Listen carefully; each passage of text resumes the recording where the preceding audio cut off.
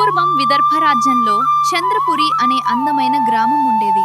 అయితే వర్ష 2 ఏళ్ల పాటు వానలు పడకపోవటంతో ఆ గ్రామం తీవ్రమైన కరువును ఎదుర్కొంటుంది. పంటలు ఎండిపోయాయి. ప్రజలంతా ప్రాణాలు గుప్పెడ్లో పెట్టుకుని బతుకుతున్నారు. ఆ ఊర్లో చందు అనే ఒక సాహసవంతుడైన యువకుడు ఉండేవాడు. తన ఊరి ప్రజల కష్టాలను చూడలేక ఎలాగైనా వారిని కాపాడాలని నిశ్చయించుకున్నాడు.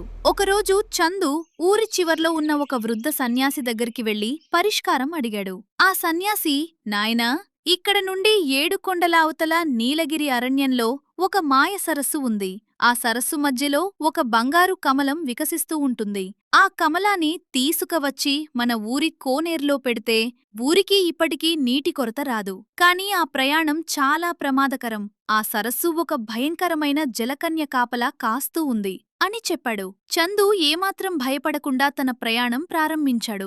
దారిలో శిఖరాన్యాలు దాటాడు. క్రూర జంతువుల నుండి తప్పించుకున్నాడు.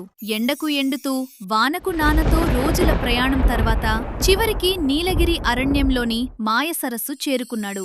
ఆ సరస్సు నీలం రంగులో మెరిసిపోతూ మధ్యలో ఒక అద్భుతమైన బంగారు కమలం కాంతులు విరజిమ్ముతూ కనిపిస్తుంది. చందు నీళ్లలోకి దిగబోతుండగా నీటిలో నుంచి ఒక పెద్ద సుడిగుండం ఏర్పడి అందులో నుంచి ఒక జలకన్య బయటికి వచ్చింది. ఆమె కళ్ళు మెరిసిపోతున్నాయి.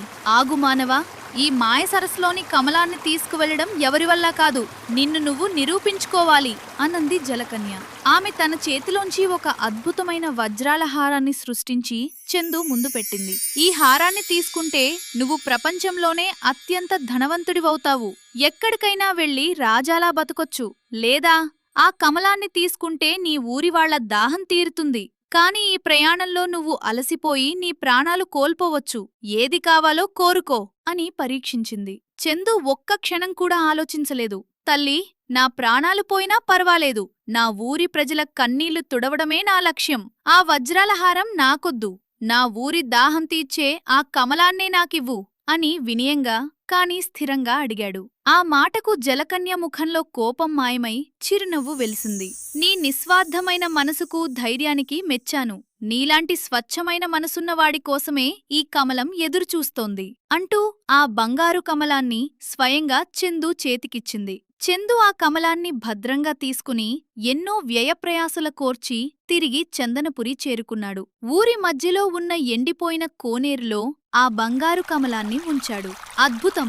ఆ మరుక్షణమే భూమిలోంచి జలధారలు ఉబికివచ్చి కోనేరు మొత్తం స్వచ్ఛమైన నీటితో నిండిపోయింది. ఆ నీరు ఊరి చెరువులన్నింటికీ పారి గ్రామం మళ్లీ పచ్చదనంతో కలకలలాడింది. చందు చేసిన త్యాగానికి, సాహసానికి ఊరి ప్రజలంతా అతన్ని మెచ్చుకున్నారు. కథలోని నీతి: మన ఎదుగుదల కోసం కాకుండా 10 మంది మేలు కోసం మనం చేసే నిస్వార్థమైన పోరాటం ఎప్పటికీ వృధాపోదు.